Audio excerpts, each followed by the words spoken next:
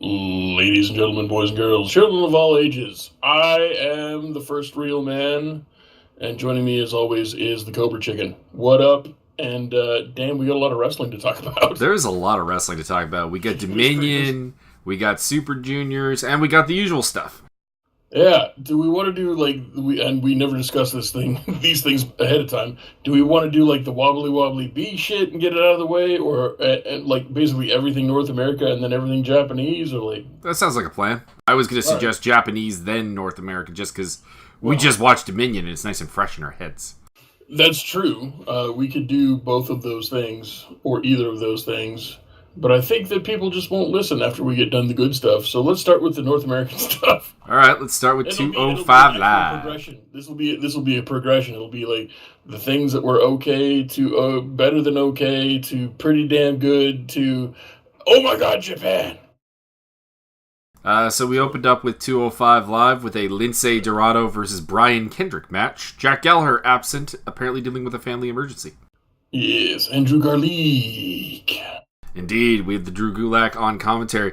The interesting thing about this is still that Drew Gulak actually is facing Jack Gallagher in the UK tournament while becoming his friend on 205 Live. It's a bit weird. It would be a friendly competition. Two things. Is that a new theme song for the Refried Trio? No, that's just Dorado's theme song. Okay, since they never put him on TV, I never get to hear his theme song.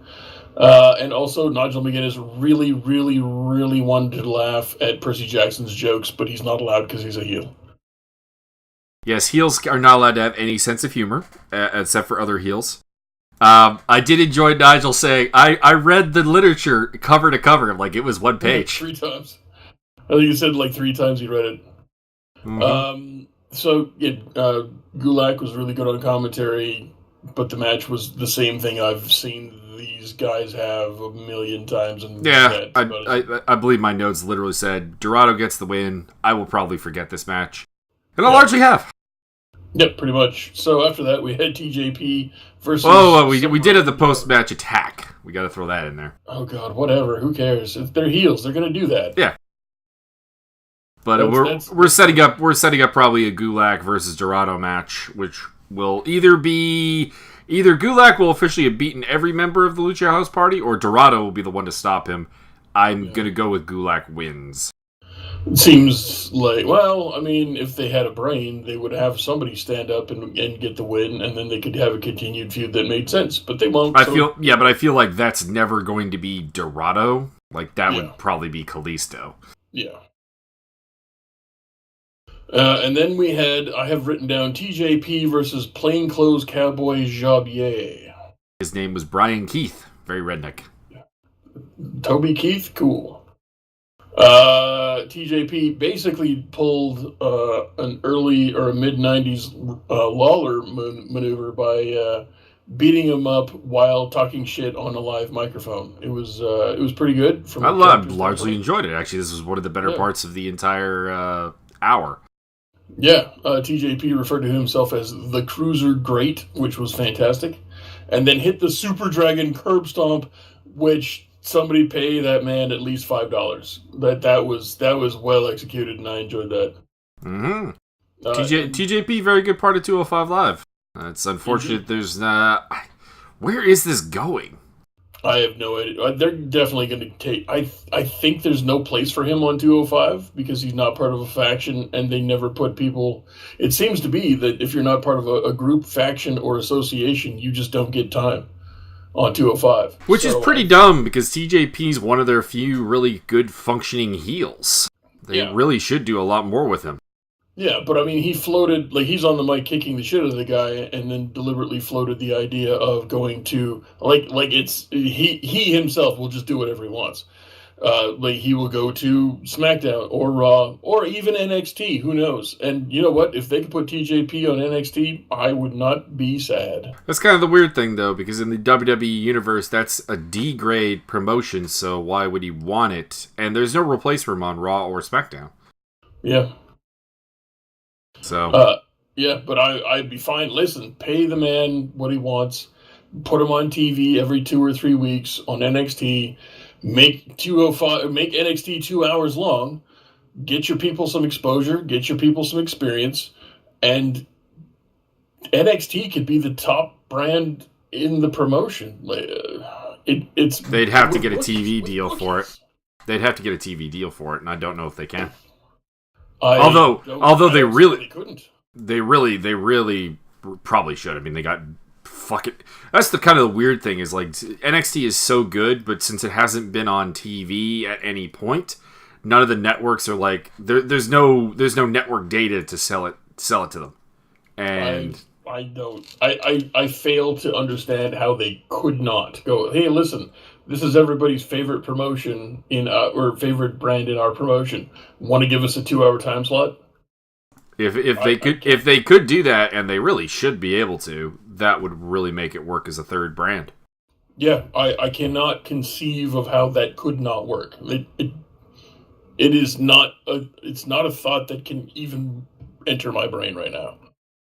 I mean, but you got to look at it through the lens of Vince McMahon, unfortunately. I don't give a shit. I know you don't, but that's the reality we live in. Nobody cares. Literally nobody except Kevin Dunn cares about Vince McMahon.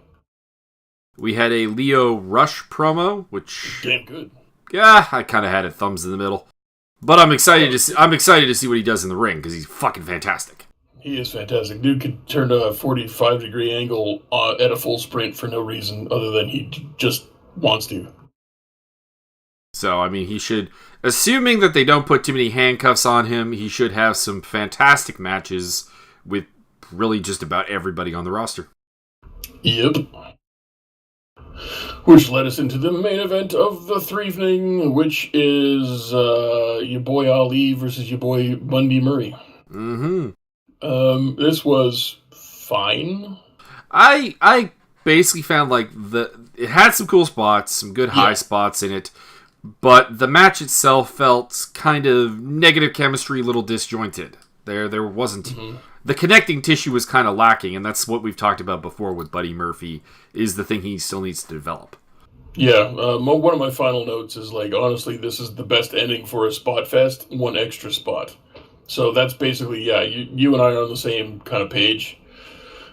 There were some cool spots. There was some botched spots, all done by Bundy Murray, who was, I don't know what the fuck he went for a Brett's rope. What was it, like a hangman neck breaker / gut buster on like the top rope, but he fucked it all up, like all of it. It was. I think he might have dropped Ali's dick like right on the rope and totally fucking missed the rope on the other side. Either that or it was a Brett's rope avalanche Death Valley driver that he fucked up even harder than you've ever seen before. It's either a minor fuck up or a giant fuck up, one or the other. Yeah, he does still have a propensity. Yeah, he has that propensity for botching, and to be honest, Ali also has a little bit of that propensity as well. Yeah, that's so true.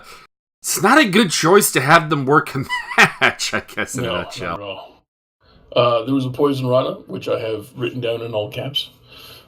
There was your boy Buddy Murray hit the Cheeky Nandos, which is a Will Ospreay maneuver, which is good. There was a fantastic tornado DDT to the outside, I believe. And then your boy, Hideous Tatami, comes down, and I have written down, Player 3 has entered the game. Indeed.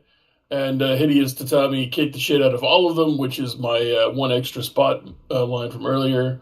He wants the crowd to respect me.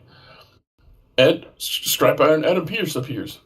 It's a good thing that they're doing something with Itami because it's been very disappointing on 205 so far. Mm-hmm. Outside of basically a really good match with Roderick Strong, he's not done really fucking anything.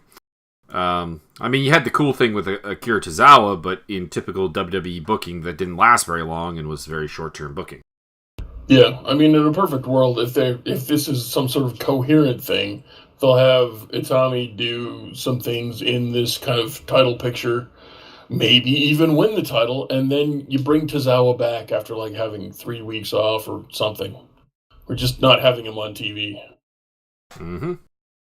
That would be good. So that was 205 Live. Kind of a thumbs in the middle. There is some good stuff going on, but there's also some just some general problems with the format. Honestly, with being unable to give TJP the time that a talent of his per view deserves. Yeah, I think they did the best they could in this particular episode with him, but they had other things going on, and for lack of anything else, what was supposed to be another number one contenders match, so they got to give that time. There's nothing on here I hated, but there's nothing on here that I particularly, other than the Poison Rana, nothing I particularly would say you have to watch. I like the Lio Rush promo better than you did, because I think they kept it short and sweet, and just kind of flashed all the things in the camera and then moved on with their lives.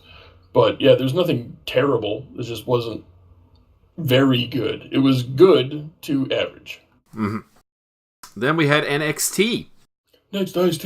And I do have one thing I'm going to talk about on NXT that I didn't really like, but for the most part, this was a very solid show. We'll get to what I want to talk about. Well, all right. So basically, we start off with your girl, Shayna Baszler, who is very Italian. No, that's not true. And then our real girl, Nikki Cross, comes out. Indeed. My first note is Shayna sounds like a whiskey-fueled 70s radio DJ from Detroit, which I think is accurate. And then Nikki Cross, she talks some shit. Nikki Cross comes out and goes crazy. My final note is Nikki is simply the best. Nikki Cross is amazing. She is the reason she is one of the reasons to watch NXT. Correct. I find it to be highly enjoyable. So you should literally just turn the episode on and at least watch that. We followed that into The Mighty Don't Kneel versus Le Jabier, number 2. 1 and 2. They should just have, something translated, into French, whatever jobber is in French, and then just have one costume that everybody has to wear, so it's like the conquistadors. But it's very clear that these are not the same two people in that tag team at any time, because the clothes don't fit. It would probably work better than than if any of these guys ever do kind of make the roster. Yeah. Trivia question, who is Le Jabier number 2 in the match against TM61 on this date? Oh my god, it was Lio Rush, or whatever the fuck. This was kind of my general rant for the episode. Is I don't really know what they're doing with the tag team division right now, and what I mean by that is that if you we talked a little bit about this last week with War Machine as well, where you have War Machine beat Heavy Machinery and then face jobbers, and you're having TM61 face Heavy Machinery, beat them, and then face jobbers. Has Heavy Machinery actually become lower than jobbers at this point? And they've got factions they haven't debuted yet. They've got, the Fallen Sons, or the Broken Sons, or the... something like that. The Setting Sons, which have been... Then they got the Ely brothers, who are also in a 3-man faction with a guy who's never been on TV. You've got all of these teams. Why are you getting local enhancement talent on your televised... As NXT is televised, isn't it? No, it's just on the network. I'm pretty... I don't think it's on Fox.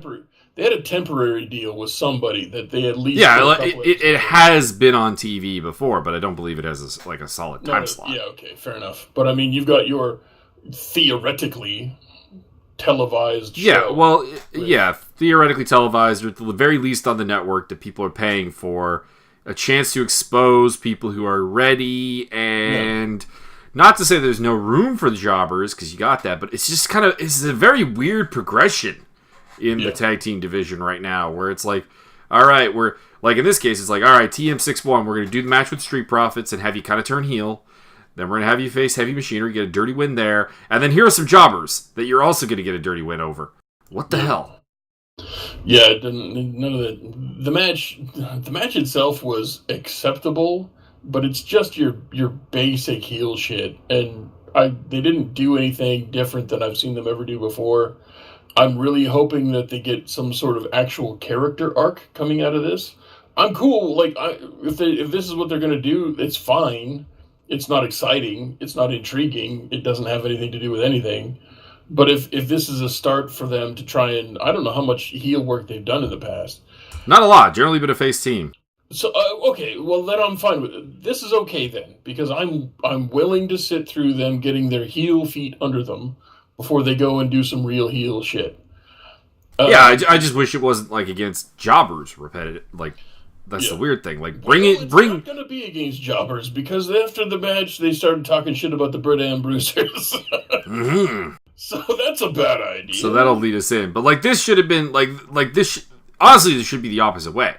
They should have had like a little bit of a heel moment against a jobber team. Then they can get the dirty win against the Profits. Get the dirty win against Machinery. Maybe here you take out like the Ely brothers or something. And then you move into Brit and Bruiser. Whereas it's been ass backwards. Yeah. Yeah. Yeah. But I'm willing to see where it goes from now on. We follow that up with a Lars Sullivan training montage. He's in like the performance center with a bunch of dudes, all of them Asian for some reason, and he was not wearing his knee brace, so that's interesting. Indeed. That's about all, big guy wrecked lots of Asian dudes. That's so basically Godzilla. Screonk. Then we had Roddy Strong versus Denny Burch. Oh my god. This was a great match. This was very good. This was the best match Danny Burch has had. I would agree. I have a couple of notes. One that says, Daddy likes work rate. And the headbutt selling is great for a variety of reasons. I think it was Danny Burch nailed Strong with a headbutt, and they both sold like a fucking freight train. It was great. Mm-hmm. And match was relatively short because Adam Cole and Kyle O'Reilly come down, do the distraction thing. Lorcan and Dunn are there to kind of neutralize the situation. Although Lorcan got dealt with really quickly. Jesus. And then Burch looks like he's got the win, but the distraction comes in, and that allows Roddy Strong to get the win with, of course, the end of Heartache. Or the backbreaker. Daddy likes. And Dunn attacks Strong after the match. But there's a belt-assisted chop block from Kyle O'Reilly that takes out the UK champ. So I liked all of that. Yeah, this was very well done all around. Great booking, 2 thumbs up. It's almost as though they hired professional wrestlers and then let them wrestle professionally. It's almost like that happened. And then we had an EC3 interrupting a Cassius Ohno photo shoot. Yeah. Cassius Ohno is not in the top 1%. And KO's like, well, you will be 99% unconscious next week. I love that. I got 2 notes. One says EC3, nice off-center tie, motherfucker. And the second one is, this could legitimately be feud of the year if they just let the professionals do their jobs. Indeed. Just let Cassius Ohno do his thing. Like, the weird thing is his match rate has been much worse in NXT than everywhere else he's wrestling. Yeah, he's got all the charisma. He's got the brains for the business. He's got the physical talent. He's overweight. If he would lose 40, 50 pounds, he could move around like a cruiserweight and still be the 6-foot superhero that we all know and love. Mm-hmm. That's the only knock on him, is that he's put on a bunch of fucking weight over the last 10 years. Yeah, my kind of thing, though, is that he got himself in pretty decent shape, and they still didn't really look at him. Yeah. So, it's kind of like, why am I going to put all that effort into getting myself into great shape if the only people that really care about it, i.e. WWE main roster and so on, is not even going to really take notice of me anyways, because even when I am in shape, I've got kind of a doughy midsection. Yeah, I don't really care about any of that. I just want him to be, honestly, it's kind of a selfish thing. I want Chris Hero to be in great shape and healthy, because Chris Hero in shape and healthy is the best Chris Hero. Yes. And that's all there is to it. Yes. I want him to be healthy and happy and putting on the best matches. That's all I want in the world for him. Which led us into the main event of the evening. Well, we had a Dream and Ricochet package that I actually rather enjoyed. Thought it was good. Thought it was good too. I'm not going to disagree with you, but it was just stuff that I'd seen in the last 2 weeks. Yeah, obviously. I mean, this is the problem with WWE in general is we have these big recap packages, but since we don't actually have long-term booking, it's really just the last 2 to 3 weeks. Yeah. So, which then led us into the main event of the evening, which was Lacey Evans versus Kairi Sane, and my first note says, fuck, again? I think it's a waste of Kairi Sane to have her doing this match when there's better things she could be doing. Well, it was a waste of time to job. She just won the tournament. You jobbed her out for nothing? Yeah, that's the particular thing, is you got the runner-up from the Mae Young Classic holding the belt and doing all kinds of stuff in Baszler, and I don't have a problem with that because Baszler's amazing. She's great. But you then have the winner of the tournament, working with the Green Girls and kind of being wasted in that regard. Completely. It's almost as though somebody doesn't like Japanese wrestlers. Mm-hmm. But the match itself, I thought, was actually pretty good, with the expectation that one of these wrestlers is very green. Evans is very physically capable. She does good character work between moments as well. There's some messages to run off, but I basically she's a proficient worker, and her character work is coming along. I still don't like the character though. Yeah. There's nothing to care about. There's nothing wrong with the match. The match was fine. But I don't give a shit because you've already buried your big, strong, tournament-winning destroyer of worlds. You've buried her already. I will say that Lacey Evans, of the Green Girls they signed, which I'm counting Bianca Belair, Vanessa Bourne, probably there are a couple of others in there as well. Lacey Evans is the one coming along by far the best. Yeah. Which is probably because she's working with Kairi Sane. In fairness, I think that does play a role. But it feels like this is something that should have been further down the road. In a nutshell, you should have cashed in on the Kairi Sane hype train while it was hot, and putting her in these feuds has cooled her down significantly. Yeah, she should have been the new Asuka that snatched the title, and then you have your destroyer come in and snatch it right back off her. That should have been what happened. And then you've got the face chasing the heel, who is just fucking devastating, and then eventually your face overcomes the devastating heel.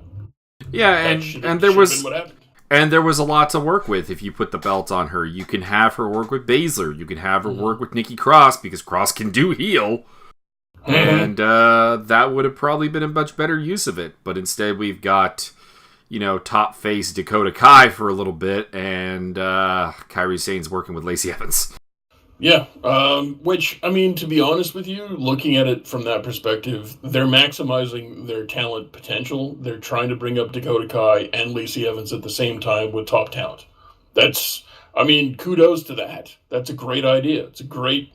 it's something I would have done eventually. I just think that you wasted a bit of short-term gain for potential long-term gain, but it's potential long-term gain that you could have got with the short-term gain as well, delayed by say 2-3 months. Or who knows? If Dakota Kai and Lacey Evans are quick fucking learners, maybe they're doing this completely right, but it's not what I want to see on TV. Because if you can bring Dakota Kai and Lacey Evans leaps and bounds way the fuck up to speed right now within 2 or 3 months, what if they spend 2 or 3 months doing this, and you've got not just 2 superstars and then 2 others that are going to take an extra year and a half or 2 years to build? What if they can do this in 3 months? What if they can have 4 top superstars in 3 months? I doubt that they can, but my point is, like, if this all pans out, you're looking good. And but you're still going to get buried on the main roster, so it doesn't matter. Yeah, well, that is the other problem, is that what is the end goal? Because you're not really shopping NXT around for a TV deal, so what really happens here in terms of, the long-term implications doesn't really matter. It seems pretty futile. And you're burying all of your female talent once they hit main roster anyways. Mm-hmm. So you're taking this long approach to possibly accelerate the growth of Dakota Kai and Lacey Evans to then bury them. Yeah. So I think, and I'm hoping that this is a short-term plan that has long-term excellent consequences. That would be the ideal outcome. If not, and I see a lot of potential in Dakota Kai. She's doing great promo stuff. It's just they keep doing the same promos. I was not particularly impressed with Dakota Kai from what I had seen prior to the Mae Young Classic, but she had a really fantastic match with Rhea Ripley, who's not a particularly amazing worker. It wasn't one of those cases like, getting a matchup with like a really, really veteran hand. It was, another somewhat green Australian girl, basically. And they had a very good match. By the way, I don't know why they didn't side Rhea Ripley. And that kind of makes me very interested. I think there is money in Evans and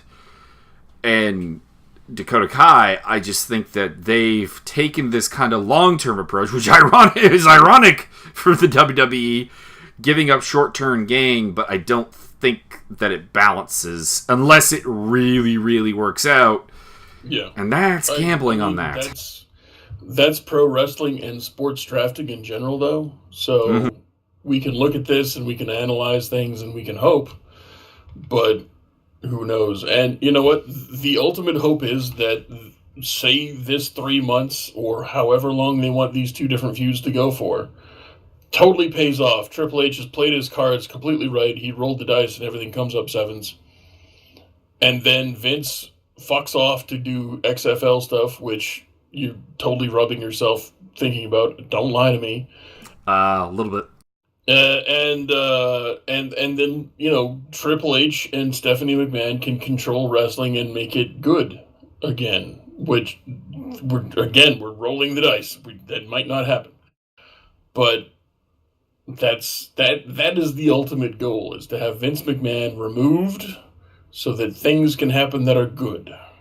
But just to cap it all off, though, my additional problem is you kind of ruin the Mae Young Classic to a degree, because your first winner is Kairi Sane, who isn't doing anything. So you're kind of limiting one of your potential hype vehicles, basically, which is, we want to build this girl, we're going to have her win the Mae Young Classic, and that's going to be a big deal, because the prior winners of that have been a big deal.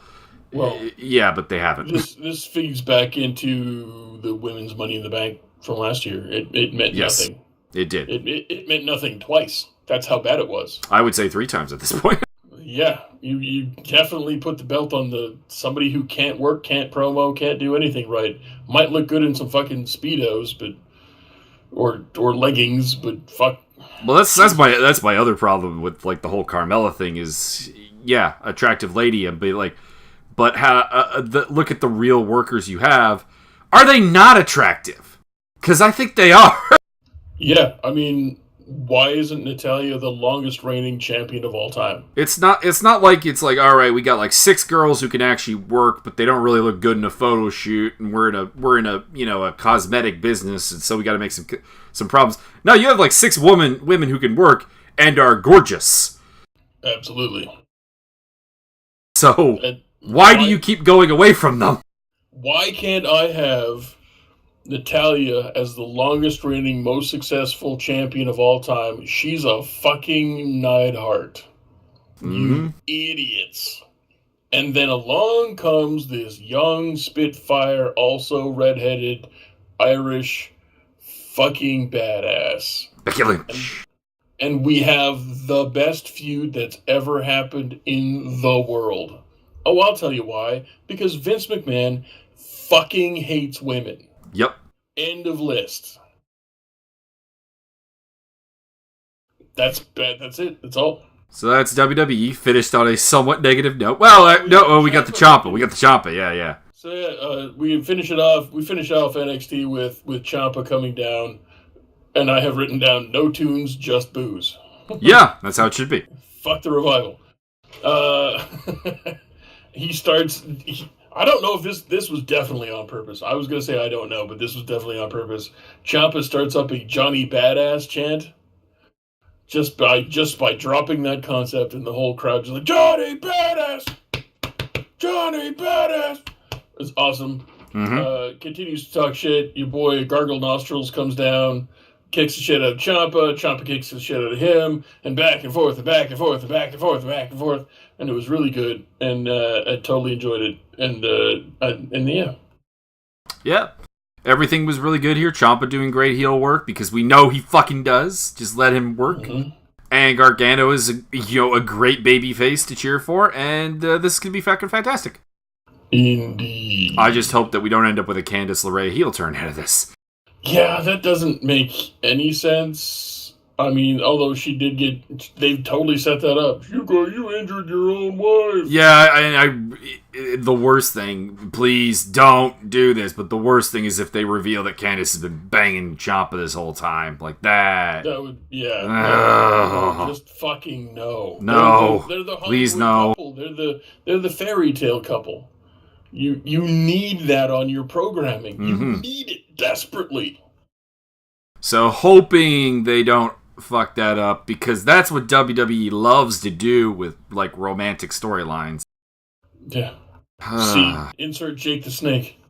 I mean, honestly, one of the worst ones I thought was Jericho, Christian, and Trish Stratus, actually. I must have missed that one. So the deal was that Christian and Jericho had a bet about who could sleep with, respectively, Trish and Lita. I would take that bet. The girls figured it out, and they got mad, but then Jericho had actually developed feelings for Trish because she's fucking Trish. Yeah. And he's trying to be romantic, trying to chase her, and she seems to be responding, and they go on a date, and blah, blah, blah. And then Christian, who was Jericho's tag team partner this time, is getting really fucking mad with Jericho, because he's like, you're going face on me. And so Christian attacks him, and then roughs up Trish. And then they have a match. And during the match, Trish comes out and kicks Jericho in the dick and sides with Christian. That doesn't make any sense. And then she's like, I was injured, and then Christian came to my room and showed me what I really needed. So basically, you've gone with the abusive asshole. Great work, fantastic. Fucking Vince McMahon hates women. Mm-hmm. Also, nice guys finish last. Yeah. So that brings us the last North American wrestling we got to talk about is I watched ROH and you didn't because you are a bad person. No, I'm going to start as of this week watching ROH. Don't lie to me. You're just gonna watch fucking Impact and like beat yourself with a spiked belt or something. Impact is not that bad. I must atone. No, I'm gonna start watching ROH this week now that we've given up on trying to find a new apartment. We've signed a lease with the existing landlord. Fair enough. Like, does the guy keep telling you just sleep on the couch? We do podcasts right here. I would lose my job. I mean, I have faith that you could find another. This is a good job. I like this job. Fair enough. Carry on. So ROH, we had Colt Cabana on commentary with a pre-legal decision taping.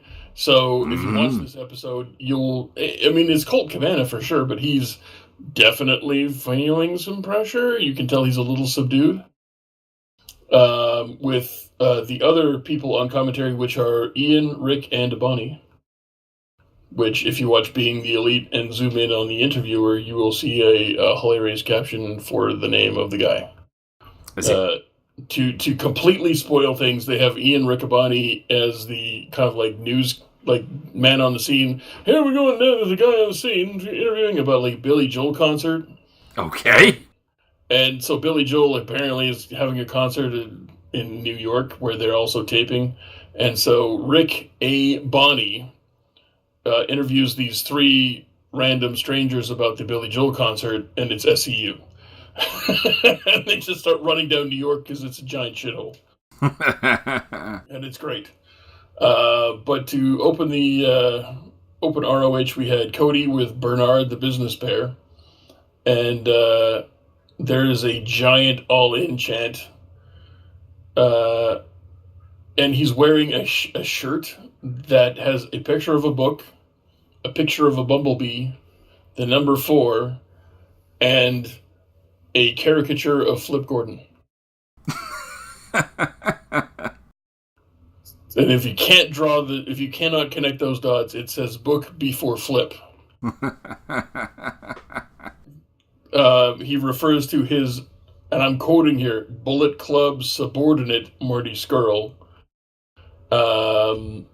basically saying that he's definitely cashing in his return bout clause against Dalton Castle, and then whoop whoop, the villain shows up. It basically says, you know what, we're colleagues, we're friends, but I'm going to give the best, and you're going to give the best, and we're going to have a great match, and whoever the best man wins is going to win, which is weird for the fucking villain. Very weird. They tease a handshake. There's some shenanigans, and it's good times. Basically, they tease a handshake, and then I think you know what happens when Marty Scurll gets a hold of fingers. Some of them get broken. Well, they really, really teased that, but then Cody got out of there. Silas Young had a promo. He is a tough son of a bitch, and you can all suck his dick. Essentially, is what's going on. That's basically everything about Silas Young right there. We had Karen Q versus Emma, a.k.a. Tennille Dashwood. Karen is essentially, like, the commentary really, really set Karen Q up as a giant jobber. Like a jobber with a nameplate, really, is what's going on there. Mm-hmm. Emma is essentially a face, which is kind of cool. I'm totally unused to that and made me a little uncomfortable, to be honest.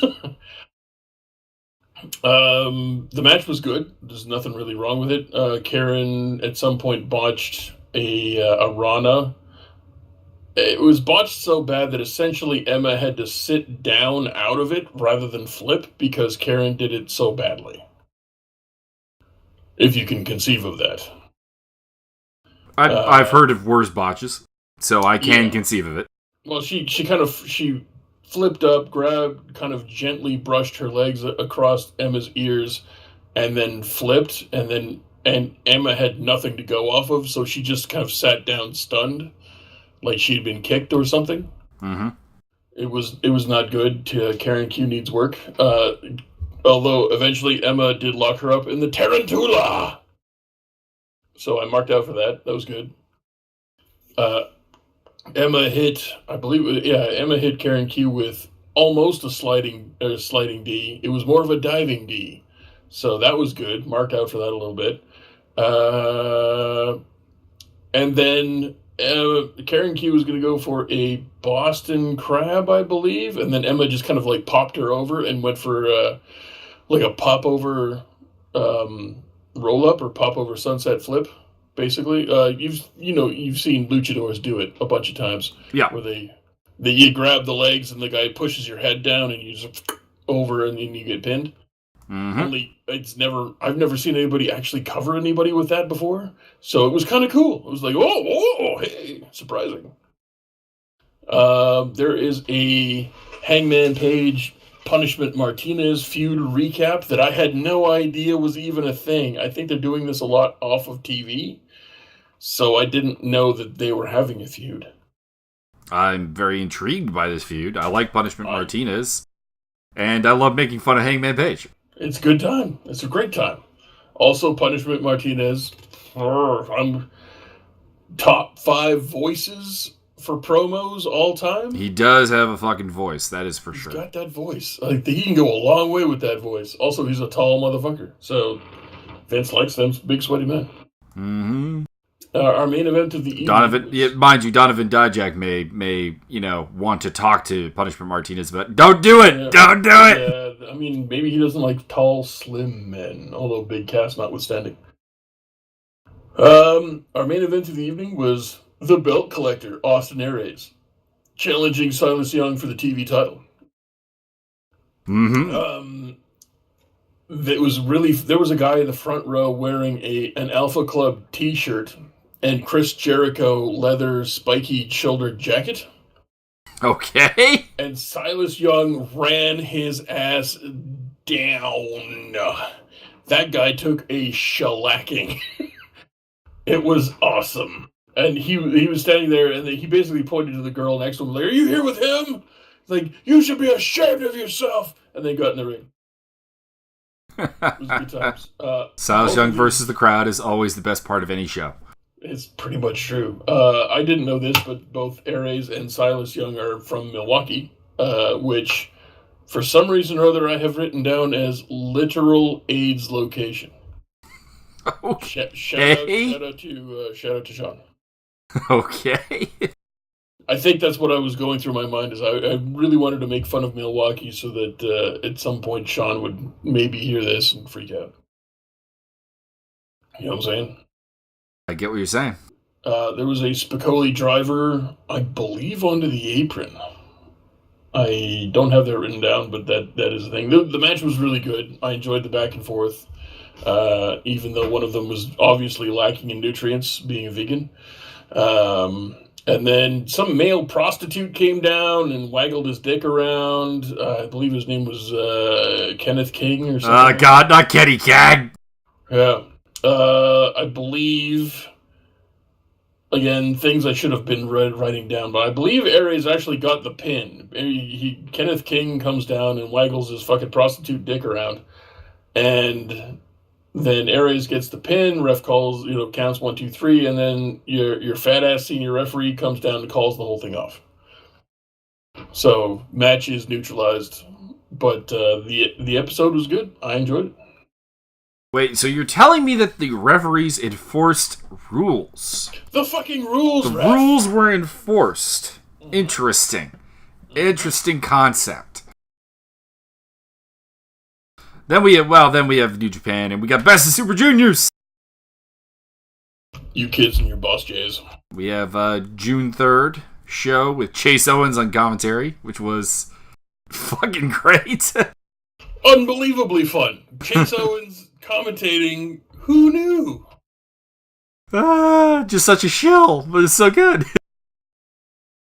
So we opened up. We're only going to go over the tournament matches. ACH opens up against Tiger Mask. He's got the Tiger Mask mask on, which is pretty cool. I didn't know this, but apparently ACH played Tiger Mask Dark in the latest cartoon iteration, where Ibushi was also Tiger Mask W. Mm-hmm. And we end up with a pretty decent match with ACH going over, although ACH did chop the fucking ring post. Oh my god, how did he have a broken hand? Oh. That made the loudest ding sound I've heard that didn't involve a mallet to a bell. How does he not have a broken hand? No idea. Made of titanium is what I'm going to go with. Uh-huh.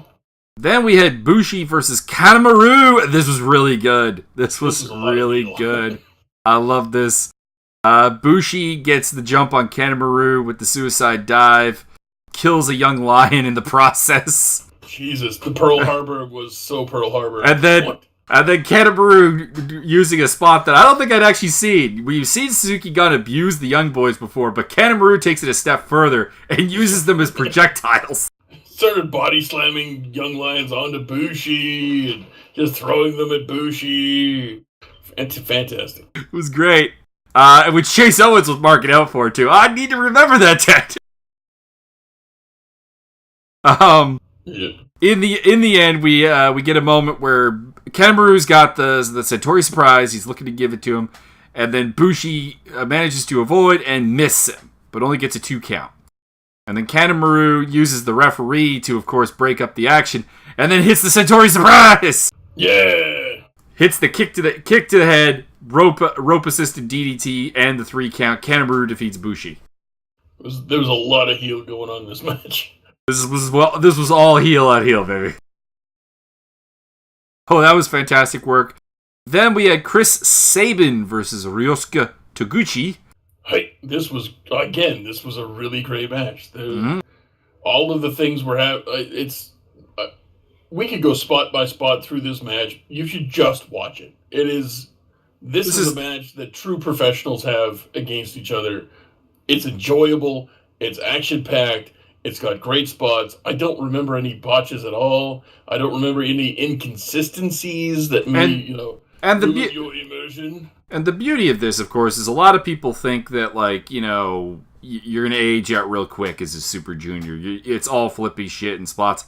Keep in mind, Saban and Taguchi are relatively up there in years in terms of athletic peak. And they're still capable of going out and having this fantastic match. Let's see. Ryusuke Taguchi debuted in 2000-ish, 2002. So about 18 years in the business. 16 years in the business. Debuted in 2002, late 2002. In a losing effort against Toru Yano. Then we had, should be said, Taguchi tapped out Saban with the ankle lock. You know what? A little bit of a weak showing from Saban. He only put up 6 points in the block stage. I thought he would get a little more. You say that, but do you know how many people? Okay, so here's the points breakdown. I know, a lot of people were at 6. Takahashi got 10 and won the block B. Kushida and Skrull each got 8, and everyone else got 6. Saban, Dragon Lee, Desperado, Taguchi, and Sho all got 6. On the A block, Ishimori got 10, Ospreay got 10. So, you know, they tied, but Ishimori beat Ospreay in the opening match, so he gets the go-ahead. And everybody else got 6. ACH, Bushi, Flip Gordon, Tiger Mask, Yo, and Kanemaru all got 6. So if you're in this particular Best of the Super Juniors, chances are pretty high you got 6 points. Yeah, fucking tight scoring in this one. Man. Yep. Then we had Dragon Lee versus El Desperado. There's a lot of feud going on here. Yeah. No time wasted by these men. No time. There was a large chunk, like, Desperado went right after Dragon Lee's mask. And later on in the match, Dragon Lee essentially tore Desperado's mask all the way off, and it was just kind of flopping around on the back of his neck. And Desperado using his hair to cover his face, pretty good work. Yeah, and for like months now, I'm like, why is his hair so long under the, like, is it a disguise? After you take the mask off, you get to walk around with long hair, and people still can't recognize you? No, it's to fucking pull down over your face when your mask gets torn off. Brilliant.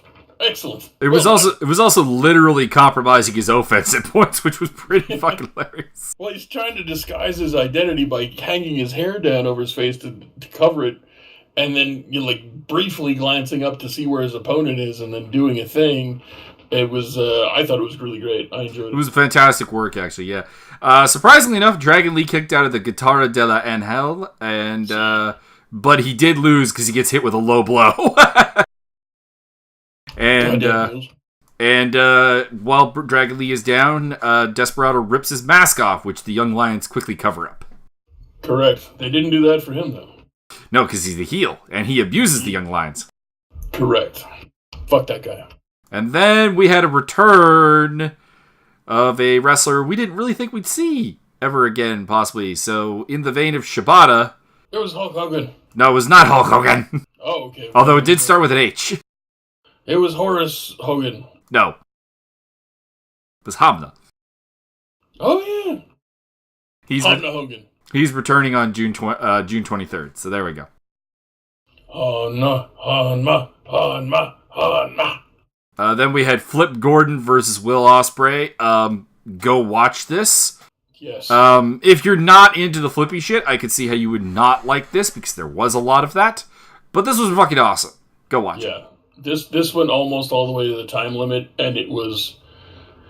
Dude, if you like Lucha Libre, holy shit. You are gonna like this probably more than a little bit. Mm-hmm. In the end, Ospreay... We knew Ospreay was going over here because if he didn't win, it was pretty much going to end the block before the final match.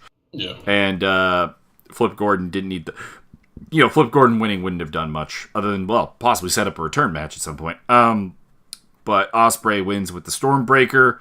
Great match. Go watch it. And that led us into the other deciding match, which was Taiji Ishimori versus Yo. And I like how you pretend like I haven't renamed him Itchy Monkey already. I mean, you can bring that up if you want. Good old Taichi Itchy Monkey. We had Ospreay come out to watch the match, which both Kelly and Owens actually kind of agreed to disapprove of. Yeah, he didn't come out until the last third of the match, though. I would say probably about the last half, but yeah. Okay, yeah. He didn't come out right away, but he definitely came out to just watch. Yeah, came out to watch the importance of this match, obviously, because if Yo wins, Ospreay goes through. If Yo loses or draws with Ishimori, Ishimori did need to win. A draw or a Yo win would send Ospreay through. Yeah. And in the end, Ishimori goes over because that makes sense. Like I wanted Ishimori in the finals the whole time. The only time I really wavered on that was when he came out walking like he had a stick up his ass at one point, and I just went, is he seriously injured? There's something really wrong with that guy's hamstring. Oh, maybe not. This was, of course, when we got into the Marty Jannetty, Shawn Michaels comparisons with Roppongi 3K, courtesy of Chase Owens. Yeah, I mean, I can see his point, but I disagree. I think that Show is like the Davey Boy Smith of the team, but Yo, if you could put like two different guys from different tag teams, Yo is who is the most charismatic? I think Yo is more charismatic and Show is physically charismatic. Yes, which I believe I stated while we're watching it. I think Show he's like I don't speak Japanese. I don't know how he comes across in promos or just in general, but he's like a semi-subdued Kurt Angle. Whereas Yo is more of a slightly physically subdued Shawn Michaels, if that makes sense. I follow you. I don't know about the audience, but I do follow you. Yeah, so Yo probably doesn't have the physicality of Shawn Michaels, but he's got the personality to eclipse Show.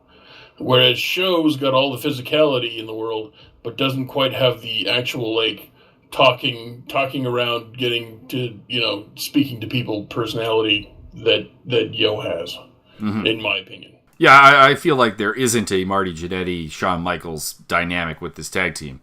No. I think both of them, in their own way, could have very, very good careers. I think together they could have a very, very good career as well. Yeah, I think that this is very much... what was the name of the... one of them's Neidhart and the other one's Owen Hart. That was a New Foundation. Yeah, So this is like essentially a New Foundation. Like one of them's all personality... Or not all personality, but one of them's mostly personality... with physical talents, and the other one's a lot of physical talents with enough personality to get that over. I think that's the most direct line I can draw there. I would have gone with British Bulldog Owen Hart as the comparison, to be honest. I think that Show's got a little bit more personality than British Bulldog, but that's just me. Maybe I'm being pedantic. Mm-hmm. Then we had Marty Scurll versus Show, the other half of Roppongi 3K. And Chase Owens was bagging on Will Ospreay for not coming out to support his teammate now. He's like, when he doesn't have a stake in it, he doesn't care anymore. And this was, of course, a big deal because Marty Scurll could still win the block at this point, but he needed to beat Show. And there was... I enjoyed the Crucifix TKO spot. I'm just going to say that. That was nice. It was good work. Oh, yeah. But in the end, Scurll's dreams and hopes of getting through this tournament to the elimination is over because he falls to Shock Arrow, which Chase Owens is running Show down for. That's my move! That's my move! It is similar. Also, Chase Owens the whole night quipping about having beaten some of these guys in past Super Juniors. He's like, Ospreay owes me because I beat that guy. Nice. I enjoyed it. So we had the block. Chase Owens was shockingly good at that. Stunningly good at commentary. Then we finish off the June 3rd show with Hiromu Takahashi versus Kushida. This is always going to be good because these two cannot have a bad match. And the deal here is winner take all. Winner wins B block. Both men coming in with 8 points. Mm-hmm. So we got a fucking brutal match. In the end, Kushida gets tapped out to a triangle choke after getting dropped on his head with a double underhook pile driver. Jesus Christ. Fuck me running. This was great. This was the match where I kind of just went, Hiromu Takahashi is the best sunset bomb to the floor in the business. That's the case. Absolutely. It was just a really good match. It was to be verging on great match. I would not hesitate to say great match, and you should go watch it. And that's really all there is to say. Yeah, generally watch pretty much this entire tournament. It's a great collection of talent. It's good. Go watch it. So we finish her off with June 4th, New Japan. Chris Sabin. We open up with Chris Sabin and Flip Gordon. If we could just get a quick pause on the recording, I really want to go check the barbecue. Okay. Spicy, spicy, we're back through the magic of editing. Spicy, spicy, everything is magic. So, we're talking about Night 2, June 4th. Night 2. Night 2, my bad. June 4th, Super Juniors, Best of the Super Juniors. We open up with Chris Sabin and Flip Gordon taking on Tiger Mask and Red Shoes Dos. See.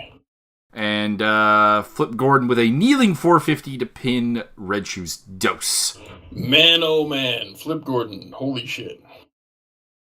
This match was all about just showcasing Flip Gordon to the world. This was about the sheer professionalism and work rate and excellence of Sabin, combined with the continued Flip coming out party and Tiger Mask being awesome and just the steadiest guy in the world, and then Red Shoes Dos being pretty much there's nothing in this match that was wrong, bad, ill-timed. I can't remember anything that stood out as not just at least good to very good, and then the rest of it was just really goddamn good. Which is weird for an opener. An opening match, a curtain jerker, you think would be just not wouldn't have those elements, but goddamn it, you put those guys in the ring, I guess you get really good stuff. Yep. Then we had Taka Michinoku, Iizuka, and Minoru Suzuki versus Ishii, Toru Yano, and Yoshihashi. This was your standard crazy people match. Brawly, smash. Yano punches Taka in the dick and gets the victory. Yeah! Right in the ding-ding. That's my boy. Then we had more schmozzing. We had Taichi, Kanemaru, and Desperado versus Goto and Roppongi 3K. Chris Sabin joining commentary as a change from the Chase Owens of the prior night. And we had Chaos pretty well in complete control, but Suzuki uses Oka. The Suzuki boys use Oka to literally take out Sho by blocking his suicide dive. Schmaj, and in the end, Yo does pin Kanemaru, but they get a post-match beatdown on Roppongi 3K and Goto, as this is setting up, of course, their Dominion title matches, where Taichi will challenge Goto for his title, and Desperado and Kanemaru are defending against Roppongi 3K. Desperado, I want to jump over your fences. And then we had Villain Pimp versus Henare and Tanahashi. Enjoyable. Mm-hmm. Henare eats yet another pin. Listen, I think you're skipping over the most important part, which is a new lady for the pimp. Ah, a new lady for the pimp, yes. She was very attractive. Not Tokyo Latina attractive, but very attractive. More attractive than the last very enthusiastic lady was. Yes. Yeah. Opinion. Anyways, Henare, eater of pins, eats another pin from the pimp. And post-match, the Bullet Club with a little bit of a beatdown. They're really getting personal when Liger comes in for the save. And this is, of course, where Skrull starts calling out Rey Mysterio and Liger. Liger accepts, and this turned into a 6-man at Dominion, which we'll talk about later. Will we? Foreshadowing. Then we had a 4-man, an 8-man match. Naito, the LIJ boys, minus of course Time Bomb, who's in the main event, versus Kushida, Taguchi, ACH, and Dragon Lee. And this was pretty fun because we had ACH doing a little dancing and Naito actually busting out a little bit of a smile. That's always good. That was great. He was so entertained by ACH's dancing. I laughed really hard at the fact that Naito was just digging it. Like, he was trying to be a heel, and he pulled some heel shit at the end, but you know that dude was genuinely entertained. To which we had to drink, as per the New Japan drinking rules, with Naito smiles, you must drink. That's exactly the case. And match was pretty good. Sonata in the end taps out ACH with Skull End. Because, LIJ's got to go over here. They're the more effective unit. Plus, you've got 3 champions on the 4-man team. So, yeah. El Champion de los Thingamabob. Then we had Chase Owens and Kota Ibushi. Bit of a weird team against Okada and Ospreay. And, I like the fact that they're integrating, which we'll get into later, Ibushi more and more into Bullet Club without him actually being officially accepted. Mm-hmm. And a bit of a weird match, though, in that regard, but still good. And Okada Rainmakers Owens for the win, so, Owens is there to take the pin. Mm-hmm. Then we had our final Time Bomb versus Bone Soldier. Oh my fucking god. This match was all the things that you want from junior heavyweights. It had high spots out the fucking yin-yang. Oh, Lord, everything relatively fits together pretty well. How both men are walking the next day is stunning. Listen. I'm not even going to try and talk about this match. Just go watch it. That's nothing I'm going to say is going to inform, change your mind, sway you one direction or another, other than the fact that my reaction was a literal, oh my god. Just go watch it. At one point I thought he had died, but that was because we had back-to-back poison ranas. They were both dead. I thought you had died. Oh, me? Yeah. No, I was just... There was back-to-back poison ranas, and Byron's just like, like he's had a heart attack. Lost my fucking shit. Listen, you got 2 poison ranas in a match, which we'll get to. I'm a happy fucking camper, even though I really have trepidations about your safety. 2 in a row? Motherfucker! Yep. What the fuck? Also, we had a very weird move. I'm like you. I'm not gonna try and go through all the spots here. I'm not even. But this one deserves a level of discussion. We just got a wheelbarrow inverted sunset flip bomb by Takahashi. Oh that was ridiculous. Fucking weird. Fucking great as well. And in the end, Time Bomb goes over with Time Bomb, and is your best of the Super Juniors. Yeah, Time Bomb wins. Spoiler alert. Fuck, man. That match. Ishimori, best signing in any promotion anywhere, 2018. Yes, absolutely. Fuck. I would have put Bone Soldier over, but the match was so good that I did not care until I got to thinking about it the next morning. Yeah, no, you know what? I'm not sad about it. I don't really have any trepidations or reservations about them not putting Bone Soldier over here, because yes, he's older. Yes, they probably should take advantage of the time they've got with him now. You're looking at Gato. Gato's got a plan. That's all you need to know. There's nothing, and we'll get into this later, there's nothing that Gato hasn't mapped out in his head. And you'll love it. And you won't have any choice. 8 months from now, you will be singing a very different tune.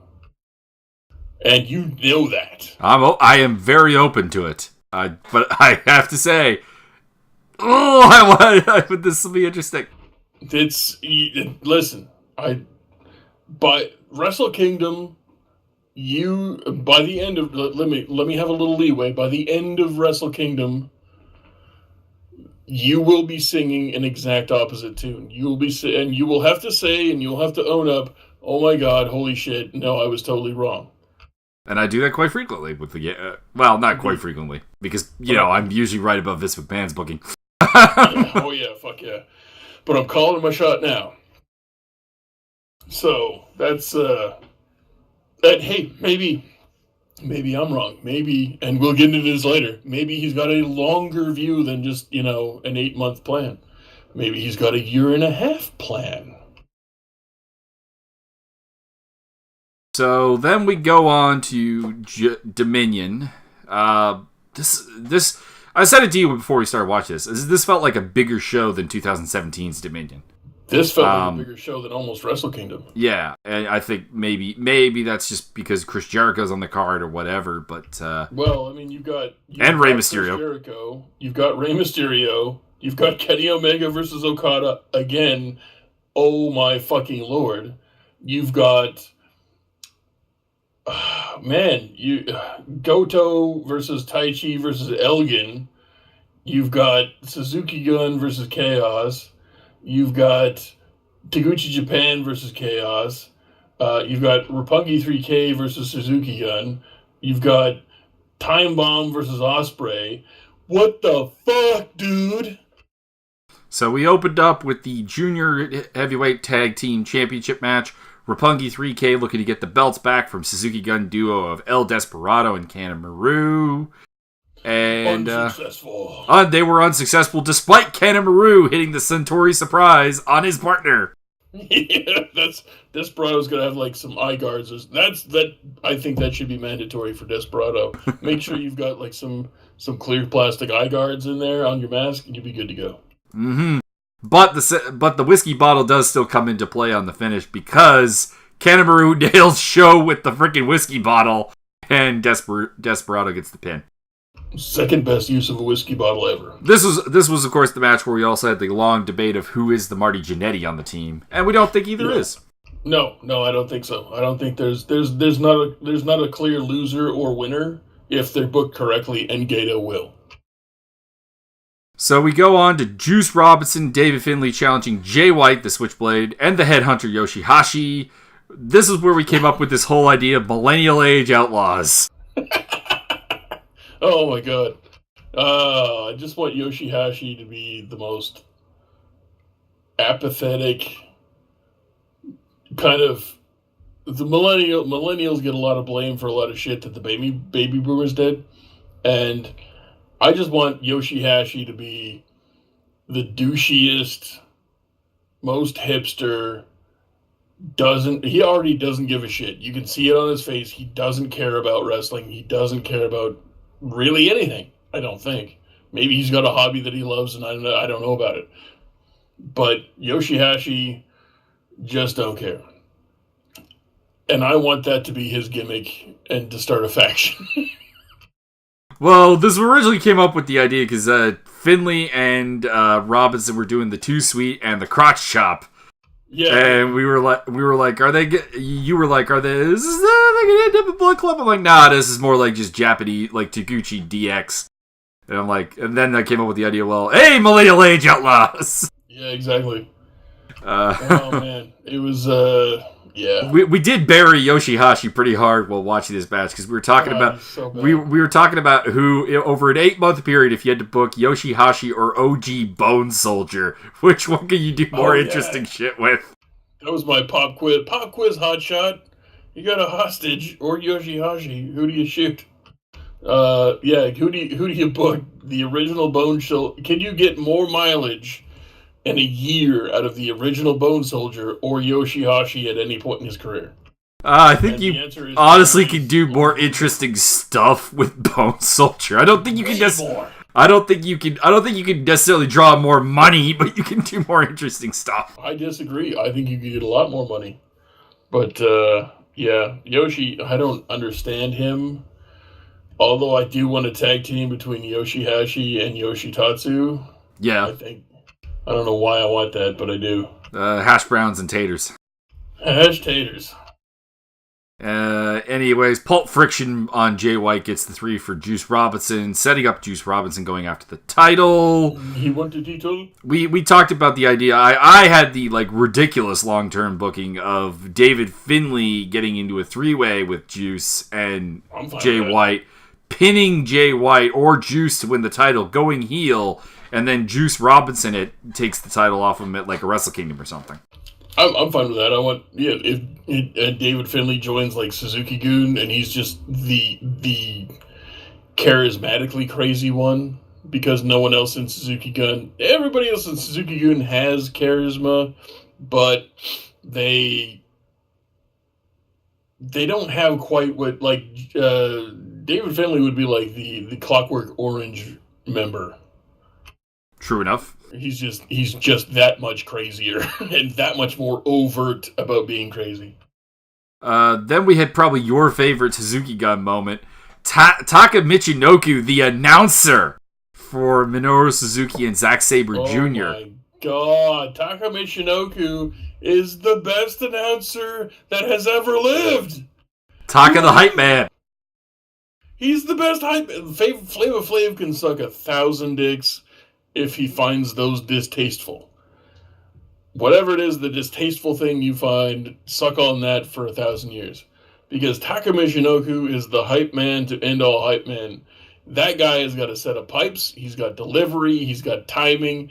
It's amazing. He barely even breaks a sweat, and your job is done. Just tap out. And everybody chanted with him in English in Japan. So this was Minoru and Zack Sabre Jr. versus Tomohiro Ishii and Yano because of course we have to have Suzuki versus Yano on this card. Exactly. This was everything you probably are expecting from 4 psychopaths. We got in the end, Zack Sabre Jr. forces Yano to quit, while Suzuki also has Ishii locked in a submission hold as well. So double sub spot. And I like this because it gives Minoru Suzuki a win over Yano, but he didn't get it. Yeah. Zack Sabre Jr. did. He did get an official one-on-one win against Yano. I want to say it was back in Dontaku. It was when he was defending the Never title, I want to say. I'm probably wrong. It was or maybe it was, yeah, he did lose, February? Yeah. Something like that. Somewhere back in February, he got his first official win over Yano. Yano's beaten him I don't know how many times. I did love Don Callis during this match. The saddest thing I've ever heard, the greatest tragedy, is that Toru Yano has multiple wins over Minoru Suzuki. So many wins. It's great. I don't know if they should have ever broken that streak, but Gedo provides, so we will accept this. After the match, Tomohiro Ishii is not done, and he's attacking Suzuki, and Suzuki storms off, and I think Don Callis had a moment where he's either incredibly enraged or incredibly engorged, and I don't know which is more likely. Oh my god. Anything with Ishii I'm willing to watch more than once. Anything with Yano I'm willing to watch more than once. And anything with Taka Michinoku speaking out loud on the microphone, I will watch 3 times. I don't give a fuck. That guy is fantastic. And this led us into our triple threat match. Tai Chi with, of course, Abe. Michael Elgin and Goto. Never open weight title. Triple threat match. Before the match started, we were having fun talking about how Abe is the most... In a promotion that has the Tokyo Pimp bring out most of the women, Abe is by far the most abused woman in New Japan Wrestling. She looks fucking... And listen, this is some great character work because I don't think this is a shoot. But she has some of the best Stockholm Syndrome, not really battered wife, but it's hard to really explain. But she has the kind of this overtly distressed but trying to keep it together thing going on. Indeed. Which leads into Tai Chi getting way more heel heat than you'd think he would be necessary. way more heel heat than a man who just takes his pants off when he really normally gets. I mean, listen, I love it when he... I never thought I'd say this, but I love it when he whips his pants off. Anyways, couple of highlights of this match. There was a great Tower of Doom spot with Michael Elgin doing a fucking sunset bomb. Jesus Christ. I was like, Tai Chi may be dead at this point. Also, they made a kind of a big deal, and it's very noticeable. Michael Elgin's dropped a bunch of weight. Like, he is looking narrower around the midsection. Was it Callis said he dropped 40 pounds or something? They're claiming he's 238 now, which, to be clear, the weights I don't think are necessarily accurate, because they had a bit where they're talking about Tai Chi being 240 and he's wrestling with Elgin. I'm like, if Tai Chi is 240, Elgin is not 238. Fuck that shit. Well, I mean, muscle weighs more than fat, so it's conceivable, but yeah. Anyways, we had a bit of a moment here where Elgin did a dive to the outside onto Goto and Tai Chi. And Abe is looking at him with like these terrified eyes because he killed Tai Chi. Am I free? Am I free? Am I free? Thank you, big white man. Thank you, Gringo. Anyways, Abe briefly sets Tai Chi up for the victory by distracting both his opponents for mic shots and a pants removal. Hey! But he fails, and in the end, Big Mike goes on a powerbomb rampage as he powerbombs Tai Chi into Goto, into the fucking ring post, and then eventually pins Tai Chi. Yeah, oh man. Didn't he buckle bomb Tai Chi? He buckle bombed Tai Chi after power bombing him into Goto. Yeah, fuck me. Big Mike? Big Mike, star of the match. I at work, there's a man named Mike that works in the pharmacy, and every time I see him anywhere, I was like, Big Mike! And he has no idea what that's about, but eventually I'll tell him. Anyways, good day for the Canadians starts off early. Go Canucks. And then we had Young Bucks challenging Sonata and Evil for the heavyweight tag team titles. I'm not sure if this would be possibly the first time a team with junior titles has also won the heavyweight titles, but the Bucks went over here. Yeah, I don't know. I have no idea because they have people that graduate from the junior division into the heavyweight division. Yeah, you get older. You get older, you get a little heavier, yeah.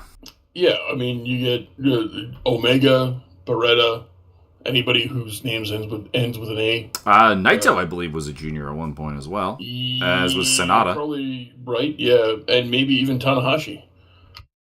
But in terms of tag teams, I don't have enough knowledge to know whether or not that's happened. I would assume it's rare, more rare than just individuals. Mm-hmm. So, Young Bucks win with more bang for your buck. Nick selling the busted up foot pretty much the whole match, which is a change of pace, because, of course, for the longest time, we've been having Matt selling the back and being the liability for the team. Now it's Nick's turn. You did right, Matt. This was a really good match. Very, very solid. Sonata did the greatest flare bump I've ever seen. It was amazing. Yeah. And fantastic. Now it's a little early, but are the Bucks the most decorated tag team of all time? I think they will be by the time they retire, but I think probably not quite yet. Yeah, it's like I said, it's a little early, but I think it's if it hasn't happened, it will happen. Well, absolutely. Well, actually, probably because we just talked about it. They have the junior and heavyweight titles in New Japan, and so that adds on to it. ROH multiple times for PWG and ROH. Not to mention the 6-man titles with Hangman Page in ROH and Marty Scurll and Kenny Omega in New Japan. And the Jersey All Pro and things that don't exist anymore. I think they've held the Chikara titles. I'm going to click on the link here and find out if that's true. I'm pretty sure they have. Then we went to We went to a match that you had a bit of a negative reaction to because I think you forgot what it was. Liger comes out and you're like, we're going for the title match to a multi-man with Liger. What the hell's this? And I'm like, nah, just wait till his partners come out. And then we get the Ace Tanahashi and Rey Mysterio. Yeah, and I had not looked at the card for some reason or other. Like, they made some major announcements. Okay, we're going to get Kenny Omega versus Okada 2 out of 3 falls. We're definitely going to see Jericho versus Naito. We're definitely going to see Ospreay. We're probably going to see Ospreay against somebody. And then I hadn't looked at the card, so I and the 3-way for the Never Openweight Championship, but I hadn't looked at the card, and you had, and I was like, I don't want. Why is it Liger's not the curtain jerker? I don't understand. It's because he got the Ace, he's got the King, the Ray, and they're up against the American Nightmare, the Hangman, and the Villain. And we spent a good chunk of this match just wanting Hangman to do his shooting star press and have the other team bust out laughing. And Rey Mysterio just going, "Oh, listen, kid." There's this thing called horizontal movement. The Young Bucks have won tag team titles they have been campeones de parejas, but not actually tag team champions in Chikara. DDT Pro, Iron Man Heavy Metalweight Championship, they have shared that one time. Dragon Gate champs, something called Empire Wrestling, Family Wrestling, Future Stars of Wrestling, High Risk Wrestling, House of Glory, Insane Wrestling, New Japan. They have won the Junior Heavyweight Championships 7 times. Which is a record for team, but not for wrestler. Correct, because the Gooch has got a lot. It's Rocky Romero. And Rocky Romero. You know what? We need Gooch and Rocky to have a team. Never Open Man 6-man titles 3 times, twice with Kenny and once with Marty. Super Junior Tag Tournament winners and current IWGP champions. They have held the PWG Championship 4 times, and they have been the Dynamite Triumvirate Tag Team Tournament Champions 3 times. PWI has voted them Tag Team of the Year 2017 and ranked both Matt and Nick in the top 43 of 500 wrestling people last year. In ROH, they have held the 6-man title 1 time with Hangman Page and the World Tag Team titles 3 times. Also Tag Team of the Year. They've had 2 5-star matches, one of which was against Kenneth Omega. Mm-hmm. On my birthday.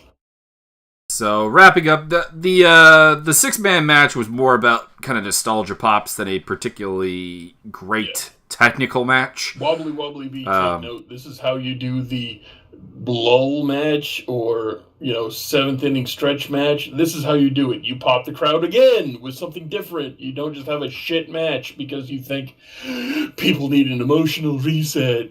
You just pop them differently, you fucking idiots. We had a lot of cock teasing with are we going to get Skrull versus Ray? No! Skrull wants Tanahashi! I liked it. This was good. This is a large amount of fun. In the end, Cody gets the win, hitting the Crossroads. Who did he pin? He pinned Liger, right? I don't remember. It wasn't Mysterio. No, save that for another time. Then we had Time Bomb versus Ospreay, and yes. Man on fire. Yes. Yes!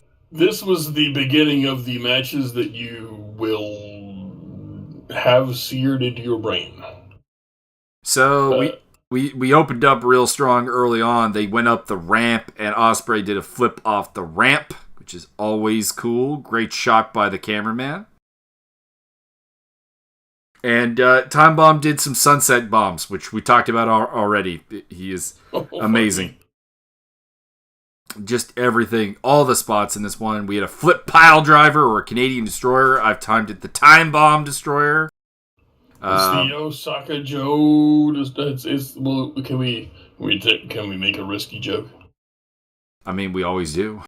Can we call it the Nagasaki Annihilator? I mean, possibly. That might be good. We had a couple of poison Ranas, at which point I thought you had died again. Yes, quite frankly. And in the end, we got a little bit of overkill. Like, this match had a couple of the New Japan moments I generally don't like, but they made up for it with this finish, because this finish is fucking overkill. Time Bomb hits the butterfly pile driver on Ospreay, at which point I'm pretty sure Ospreay is actually dead weight and a corpse at this point. Yeah. And Death Valley driver into the corner, and then the Time Bomb driver for the win. Jesus Christ, goddamn. Just go watch the match, goddamn it.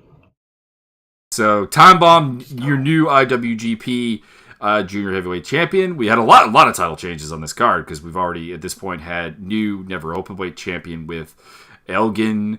We'd already had a new Tag Champions with the Bucks. We had already had, I guess that was it at this point.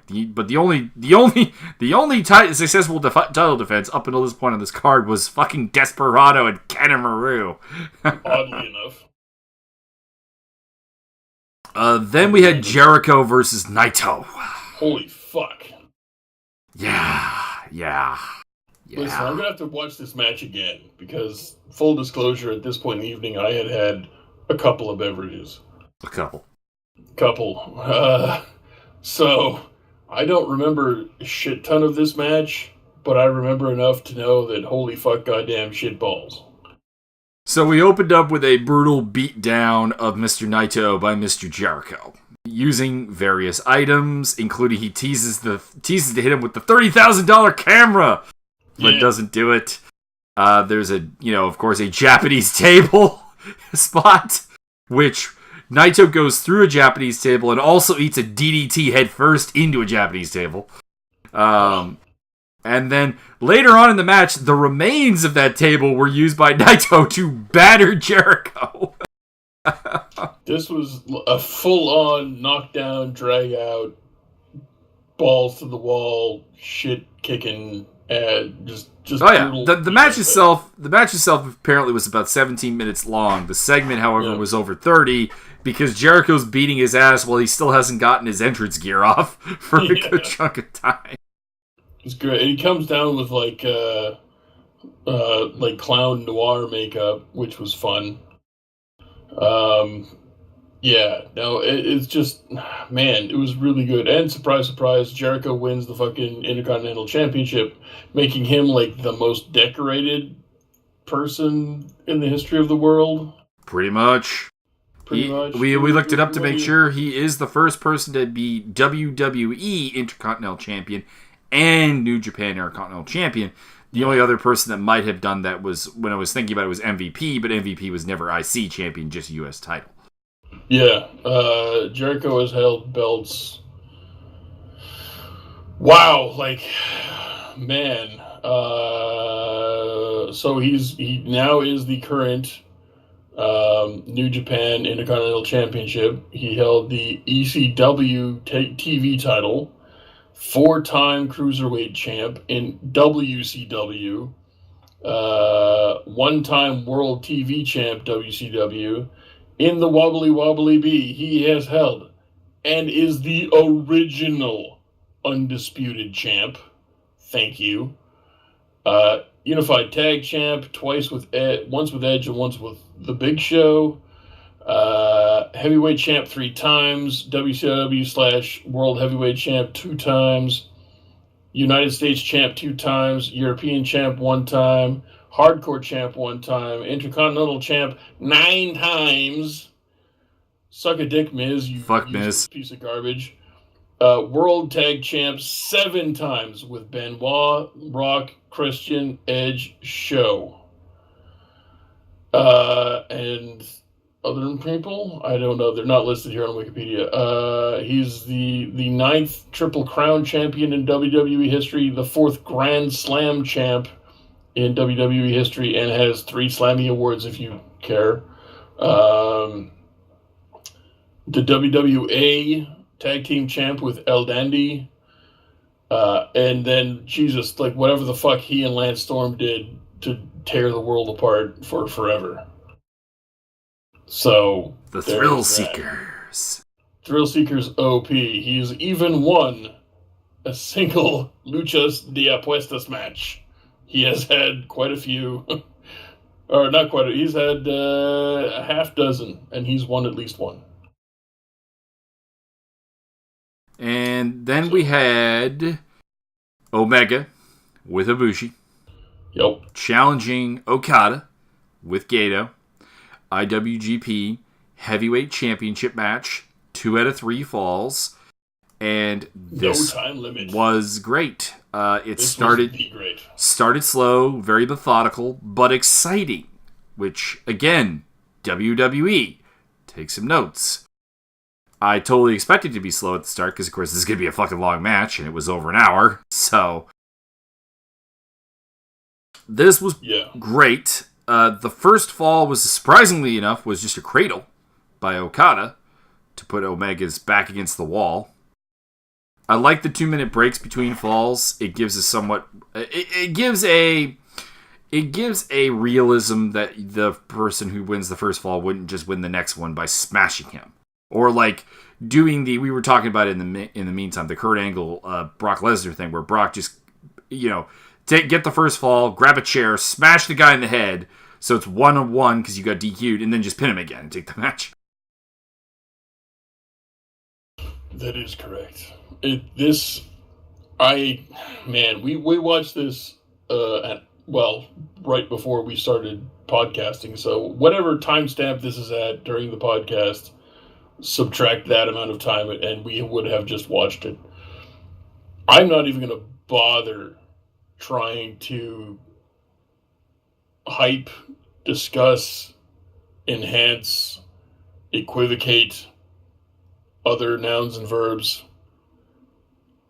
Is this the best match that ever happened? It's very, very up there. It's a fantastic match. The other 3, because that's the short list. These 2 guys. I think I still like Okada Omega 2 more than I like this match. But I know that I'm in a somewhat minority in having that opinion.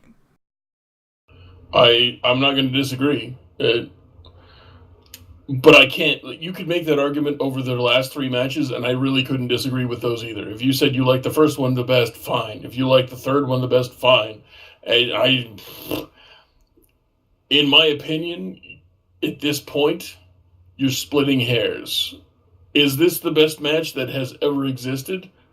Probably. But you've got a 1 in 4 chance now of being right. So the odds are kind of in your favor. In your opinion, really isn't wrong. Mm-hmm. These guys are fucking magic in the ring. If you've not seen the prior 3 matches, do so. See this one as well. This is great. If you were debating seeing Dominion, this match alone should sell you, even though like prior matches, Naito, Jericho, Ospreay versus Time Bomb, those matches were also fucking great. Yeah. There's legitimately possibly three 5-star matches on this card. 5 plus. No, there's, let's see. Let me look here. Kenny Omega Okada, definitely 5, probably more than 5. Jericho Naito, definitely 5. You can argue whatever. Takahashi versus Ospreay, definitely 5, probably more than that. Based on, prior to Omega Okada breaking the fucking bank a year ago, a year and a half ago, which is playing back into what I said earlier, they totally broke the bank. At this point, I don't know what's more than 5 stars, but I know it's at least 5 stars now. And minimum, hey, listen, it's Meltzer's system. It's his rating system. He gets to say what's up. But I have to assume that the final 3 matches on this card are 5 stars. Whether or not they're over 5 stars, couldn't say. It's not my system. But I have to assume that those are minimum 5 stars. If those 3 are not 5 stars, I don't know what the fuck is going on. I don't know what the fuck he was looking for. Maybe he's decided to tighten up, after being so liberal. I don't know. But those 3 are 5 stars. I don't think anything else is, but everything on this card, I have to assume is at least 3 3/4, if not 4 and up. Mm-hmm. Maybe 3.5. Maybe. Well, it wasn't really wowed by the 6-man, but, the nostalgia makes up for it. Yeah, fair enough, yeah. So, Omega gets the 2nd and 3rd fall, both with the One-Winged Angel, despite trying a number of different finishers, including the Moneymaker, which... you might use the Styles Clash and the Moneymaker. Kid Cash, OP, please nerf. And he also did the Phoenix Splash at the urging of Kota Ibushi. Yeah. That was good. Nobody home, but it was good. Mm-hmm. I did like that. Okada does not sell his own move. He is that over. There was 2 poison runners in the match. Including one on the fucking floor. After they were teasing a Snapdragon suplex into a Japanese table. Oh Christ! Mike, go ahead and tell him how many times you heard me on the mic just like freaking out. I actually have a count here. I had a count here. I got at the top of my notes for this match. I have 2 counts. One was how many chips have I eaten because of tracking calories. The other is how many times do I think Byron may have had a heart attack. And the final count was 12. Only 12? It seemed like... Only 12 times where I thought you may have died. That's fair enough. There was some minor conniptions in there. Let's go look at even 24, with minor conniptions mixed with major cardio events. There was a bunch in this match that just made me go, fuck! God damn it! And I just have to say, Canada's got the gold, baby. We got the Never. We got the Intercontinental. We got the Heavy. Yeah! 3-0, bitch. Winnipeg Mafia OP. Winnipeg Mafia is in the building. That's what's up. Yeah. This... I'm not even going to try and talk anymore about this match. Just go watch it. And I've said that about more than a couple of these matches. It's not worth your time sitting here listening to me or Mike. Not to be, just don't take that as a personal thing. But don't sit here anymore. Just go. Okay, still sit here, but just flip to a different thing and go watch Dominion because God damn it, man, they pulled. They pulled everything out. Of the bag. Everything. Jesus fucking Christ! Wasn't there? What match was it? They had the double ref bump. That was the Jericho Naito match. They did a double ref bump in a New Japan match. Go watch the goddamn match. New Japan doesn't even do one ref bump. A double ref bump in one match? Are you kidding me? Fuck. Get off my phone. All the titles changing hands. And we'll leave it at that. You goddamn people, off my fucking lawn and go watch Dominion.